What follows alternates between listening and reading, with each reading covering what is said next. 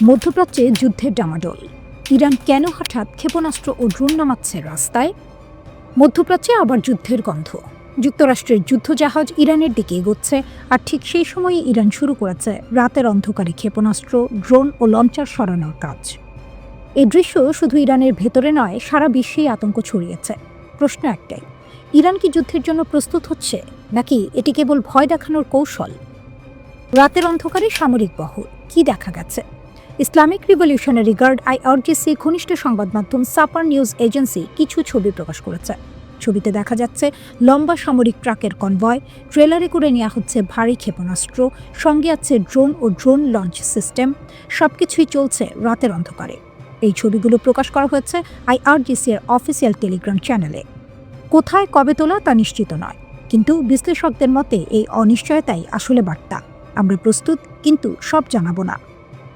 কেন এখন এসব ছবি প্রকাশ? সময়টা খুব গুরুত্বপূর্ণ। তেহরানে বড় আকারের সরকার বিরোধী বিক্ষোভ, কঠোর দমন অভিযান, যুক্তরাষ্ট্র ও ইরানের মধ্যে প্রকাশ্য হুমকি পাল্টা হুমকি, মার্কিন নৌবহর ইরানের দিকে অগ্রসর। বিশ্লেষকদের মতে এই ছবিগুলো ইচ্ছাকৃতভাবে এখন ছাড়া হয়েছে। উদ্দেশ্য তিনটি হতে পারে: ১. যুক্তরাষ্ট্র ও ইসরায়েলকে সতর্ক করা, ২. দেশের ভেতরে শক্ত বার্তা দেয়া, ৩. মনস্তাত্ত্বিক যুদ্ধ চালানো। পেন্টাগনের নিউক্লিয়ার রেড অ্যালার্ট কেন? এই উত্তেজনার মধ্যেই যুক্তরাষ্ট্রের প্রতিরক্ষা দপ্তর পেন্টাগন তাদের 2026 সালের প্রতিরক্ষা কৌশল প্রকাশ করেছে। সেখানে একটি ভয়ঙ্কর সতর্কতা দেওয়া হয়েছে: ইরানের পারমাণবিক সক্ষমতা পুরোপুরি ধ্বংস হয়নি। এটি খুব গুরুত্বপূর্ণ, কারণ 2025 সালে ট্রাম্প দাবি করেছিলেন ইরানের পারমাণবিক কর্মসূচি পুরোপুরি শেষ, কিন্তু পেন্টাগন বলছে ইরান গোপনে আবার সক্ষমতা গড়ে তুলতে পারে। 99টি ভূমিকম্প কাকতালীয় না সন্দেহজনক? এইসব ঘটনার মাঝেই জানুয়ারিতে ইরানে ঘটে যায় এক অদ্ভুত ঘটনা। 6 দিনে 99টি ভূমিকম্প। সবচেয়ে আলোচিত জায়গায় ইস্পাহান, কারণ এখানেই রয়েছে ইরানের গুরুত্বপূর্ণ পারমাণবিক স্থাপনা। 2025 সালে এই ইস্পাহানেই যুক্তরাষ্ট্রের B-2 বোমারু বিমান হামলা চালিয়েছিল। এখন প্রশ্ন উঠছে, এগুলো কি স্বাভাবিক ভূমিকম্প, নাকি গোপন পারমাণবিক কার্যকলাপের ইঙ্গিত? এখনও কোনো প্রমাণ নেই, তবে সন্দেহ তৈরি হয়েছে। যুক্তরাষ্ট্র কি করছে? ডোনাল্ড ট্রাম্প নিজেই বলেছেন, আমাদের অনেক জাহাজ সেদিকে যাচ্ছে, বিশাল এক বহর। হয়তো ব্যবহার করতে হবে না, কিন্তু আমরা নজর রাখছি। ইরানের ড্রোন প্রদর্শন, বার্তা স্পষ্ট। 22 জানুয়ারি ইরান পালন করেছে ডে অফ দ্য গার্ডিয়ান। এই দিন লাইভ টিভিতে চালু করা হয় শাহেদ ড্রোনের ইঞ্জিন, দেখানো হয় বিভিন্ন মডেলের ড্রোন, ধর্মীয় অনুষ্ঠান আর সামরিক শক্তি। একসঙ্গে এই ড্রোনগুলো আগে ইসরায়েলের বিরুদ্ধে ব্যবহৃত হয়েছে। তাহলে কি যুদ্ধ আসন্ন? এই মুহূর্তে যুক্তরাষ্ট্র শক্তি দেখাচ্ছে, ইরান শক্তি দেখাচ্ছে, দুই পক্ষই বলছে আমরা ভয় পাই না। মধ্যপ্রাচ্যে কি আমেরিকা ধীরে ধীরে একা হয়ে পড়ছে, আর সেই ফাঁকে কি ইরান গড়ে তুলছে নিজের শক্তিশালী এক্সেস অফ রেজিস্ট্যান্স? এটা একটা বড় পাওয়ার শিফট। 24 জানুয়ারি ইরানপন্থী শক্তিশালী সশস্ত্র গোষ্ঠী কাতাইব হিজবুল্লাহ একটি বিস্ফোরক ঘোষণা দেয়। তারা প্রকাশ্যে জানিয়ে দেয়, ইরানের বিরুদ্ধে যদি পূর্ণমাত্রার যুদ্ধ শুরু হয়, তাহলে তারা সরাসরি যুদ্ধে নামবে। এটা শুধু ইরাকের কথা নয়, তারা ইরাক, সিরিয়া, লেবানন, ইয়েমেন সব জায়গার প্রতিরোধ যোদ্ধাদের প্রস্তুত থাকতে বলেছে। এই বক্তব্যের ভাষা ছিল ভয় ধরানো। ইরানকে বলা হয় মুসলিম বিশ্বের কেন্দ্র ও হৃদয়। দাবি করা হয় ইরানই নাকি দশকের পর দশক ধরে নিপীড়িতদের রক্ষা করে আসছে, আর যদি কেউ ইরানের ওপর হামলা চালায়, তাহলে সেই আক্রমণের ফল হবে ভয়াবহ ও অপূরণীয়।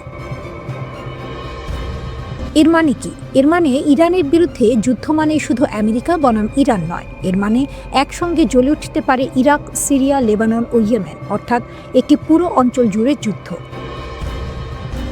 এই উত্তেজনার মাঝেই আমেরিকা পাঠায় আরেকটি কড়া বার্তা, এইবার ইরাককে। মার্কিন পররাষ্ট্রমন্ত্রী মার্কো রুবিও ইরাককে স্পষ্টভাবে সতর্ক করে দেন, ইরানপন্থী কোনো সরকার গঠিত হলে তার পরিণতি ভয়াবহ হতে পারে, কারণ ইরাকে একটি শক্তিশালী শিয়া জোট সাবেক প্রধানমন্ত্রী নুরি আল মালিকিকে আবার ক্ষমতায় আনার চেষ্টা করছে। আমেরিকার চোখে মালিকি মানেই ইরানের প্রভাব। রুবিওর বার্তা ছিল পরিষ্কার, এমন সরকার গঠিত হলে ইরাক সরাসরি যুক্তরাষ্ট্র ইরান সংঘাতের লক্ষ্যবস্তু হয়ে যাবে। এটা আরও গুরুত্বপূর্ণ, কারণ কয়েকদিন আগেই যুক্তরাষ্ট্র সম্পূর্ণভাবে ইরাক থেকে সেনা প্রত্যাহার শেষ করেছে, অর্থাৎ মাঠ ছেড়ে দিয়ে এখন কূটনীতির মাধ্যমে চাপ দেওয়া হচ্ছে। এখন আসি সবচেয়ে চমকপ্রদ অংশে। আরব মিত্ররাই কি আমেরিকার উপর বিরক্ত? খবর অনুযায়ী উপসাগরীয় দেশগুলো ইরানের সঙ্গে সরাসরি যুদ্ধে যেতে চায় না। সবচেয়ে জোরালো বার্তা এসেছে কাতার থেকে। কাতারের রাজ পরিবারের একজন প্রভাবশালী সদস্য প্রকাশ্যে বলেন, যুক্তরাষ্ট্র আল উদেইদ বিমান ঘাঁটির মালিক নয়, সে শুধু ভাড়াটে। এই আল উদেইদ ঘাঁটি কি? এটা মধ্যপ্রাচ্যে যুক্তরাষ্ট্রের সবচেয়ে বড় সামরিক ঘাঁটি। হাজার হাজার মার্কিন সেনা, যুদ্ধ বিমান, ড্রোন সব এখানে। কাতারের বার্তা ছিল ঠান্ডা কিন্তু ভয়ঙ্কর। এই ঘাঁটি বন্ধ হলে কাতারের খুব একটা ক্ষতি হবে না, কিন্তু যুক্তরাষ্ট্রের পুরো মধ্যপ্রাচ্য কৌশল ভেঙে পড়বে। একজন কাতারি রাজকীয় ভাষায় বলেছিলেন, এটা হবে ঠিক নিজের হাত কেটে ফেলার মতো। কেন কাতার এমন বলছে? কারণ এই ঘাঁটির কারণে কাতার নিজেই ইরানের সম্ভাব্য হামলার লক্ষ্যবস্তু হয়ে উঠছে। 2025 সালের সংঘাতের সময় ইরান স্পষ্টভাবে এই ঘাঁটিকে নিশানা করেছিল। একদিকে আমেরিকা যুদ্ধজাহাজ পাঠাচ্ছে, ইরাককে হুমকি দিচ্ছে, ইরানের ওপর চাপ বাড়াচ্ছে। অন্যদিকে ইরান তার মিত্র মিলিশিয়াদের এক করছে, আরব দেশগুলো দূরত্ব রাখছে, মার্কিন ঘাঁটি ও সহায়তা নিয়ে প্রশ্ন তুলছে। মধ্যপ্রাচ্যে কি আমেরিকার প্রভাব কমছে? আর সেই সুযোগে কি ইরান ধীরে ধীরে নিজের প্রভাব বাড়াচ্ছে?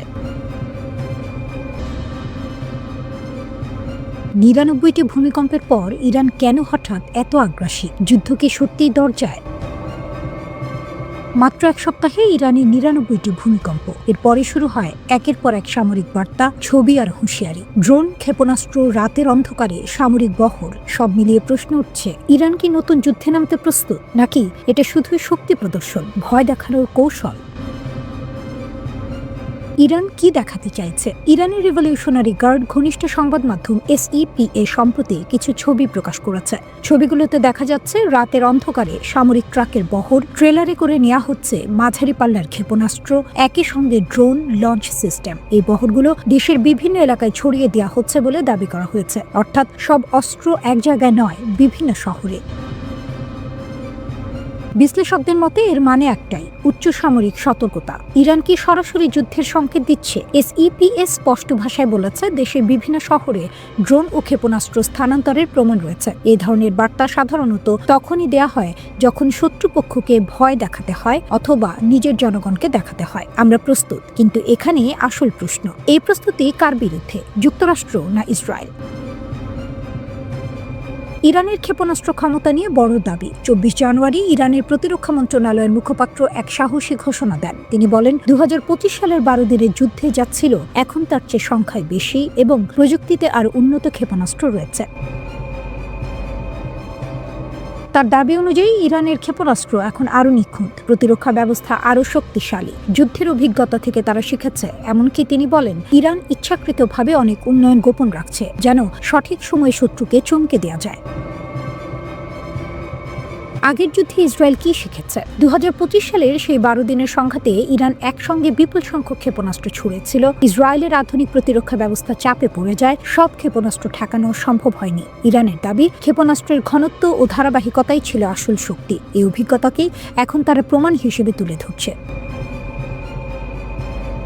22 জানুয়ারি ইরান পালন করে ডে অফ দ্য গার্ডিয়ান, একটি রাষ্ট্রীয় অনুষ্ঠান যেখানে রিভলিউশনারি গার্ডকে সম্মান জানানো হয়। এবারের অনুষ্ঠানে যে আলাদা ছিল, ধর্মীয় অনুষ্ঠানের পাশে লাইভ টিভিতে অত্যাধুনিক ড্রোন প্রদর্শন দেখানো হয়। শাহিদ 129 নজরদারি drone, Shahid 191 stealth drone, Shahid 136 kamikaze drone.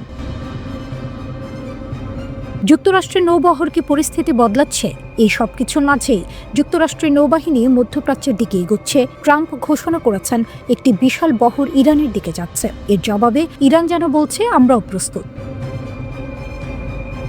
10,000 kilometre ক্ষেপণাস্ত্র, ভয় দেখানো না বাস্তব? সবচেয়ে আলোচিত দাবি, ইরান নাকি 10,000 কিলোমিটার পাল্লার ব্যালিস্টিক ক্ষেপণাস্ত্র পরীক্ষা করেছে। যদি সত্যি হয়, যুক্তরাষ্ট্রের মূল ভূখণ্ড তাত্ত্বিকভাবে এর আওতায় পড়ে। তবে এখনও এই দাবির স্বাধীন কোনো প্রমাণ নেই। অনেক বিশ্লেষকের মতে এটা হতে পারে মনস্তাত্ত্বিক যুদ্ধ।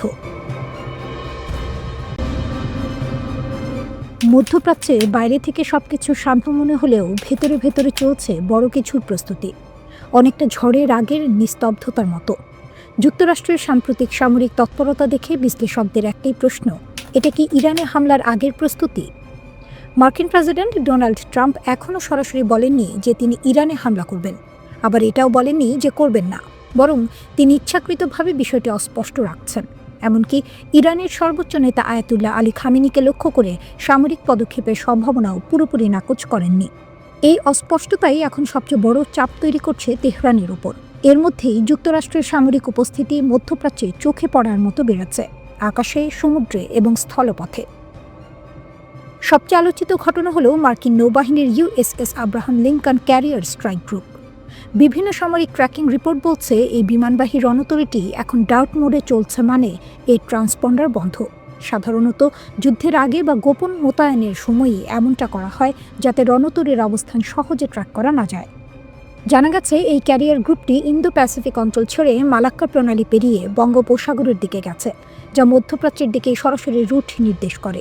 বিশ্লেষকদের মতে এটি স্পষ্ট ইঙ্গিত যুক্তরাষ্ট্র তার অগ্রাধিকার বদলাচ্ছে। আকাশপথেও একই চিত্র।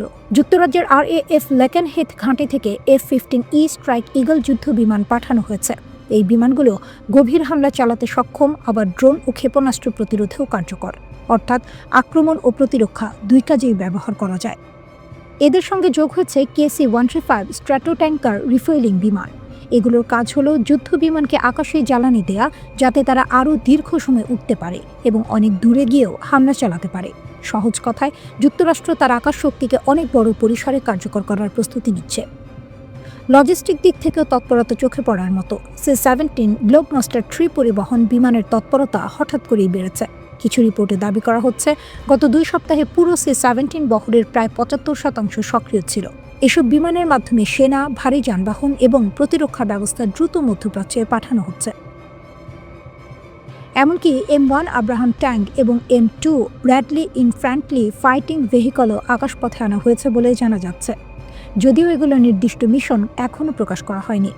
বর্তমানে মধ্যপ্রাচ্যে প্রায় 30,000 মার্কিন সেনা, 6টি যুদ্ধজাহাজ, একাধিক স্তরের আকাশ ও ক্ষেপণাস্ত্র প্রতিরক্ষা ব্যবস্থা মোতায়েন রয়েছে। তবে প্রশ্ন হলো, এত কিছুর পরও কি যুক্তরাষ্ট্র সত্যিই ইরানকে বড় ধরনের ক্ষতি করতে পারবে? অনেক বিশ্লেষক বলছেন, এই শক্তি প্রদর্শন একাই ইরানের মতো দেশের বিরুদ্ধে চূড়ান্ত যুদ্ধ জয়ের জন্য যথেষ্ট নয়। তাই ধারণা করা হচ্ছে এটি হয়তো চূড়ান্ত হামলার আগে অবস্থান নেওয়ার ধাপ মাত্র। অন্যদিকে ইরানও চুপ করে বসে নেই। তেহরান দাবি করেছে তারা সফলভাবে 10,000 কিলোমিটার পাল্লার ব্যালিস্টিক ক্ষেপণাস্ত্র পরীক্ষা করেছে। যদি এই দাবি সত্য হয়, তাহলে যুক্তরাষ্ট্রের কিছু অংশও ইরানের পাল্লার মধ্যে চলে আসবে। যদিও এই তথ্য এখনও স্বাধীনভাবে যাচাই হয়নি, তবু এটি মানসিক ও কৌশলগত চাপ তৈরি করছে। ওয়াল স্ট্রিট জার্নালের প্রতিবেদন অনুযায়ী ট্রাম্প তার উপদেষ্টাদের ইরানের বিরুদ্ধে সামরিক পরিকল্পনা তৈরির নির্দেশ দিয়েছেন। সম্ভাব্য লক্ষ্যবস্তুর তালিকায় রয়েছে IRGC সদর দপ্তর ও নেতৃত্ব কেন্দ্র। তবে ট্রাম্প একাধিকবার বলেছেন তিনি দীর্ঘমেয়াদী যুদ্ধ চান না। তিনি তখনই হামলা করবেন যদি মনে করেন ফলাফল দ্রুত এবং নিয়ন্ত্রণে থাকবে।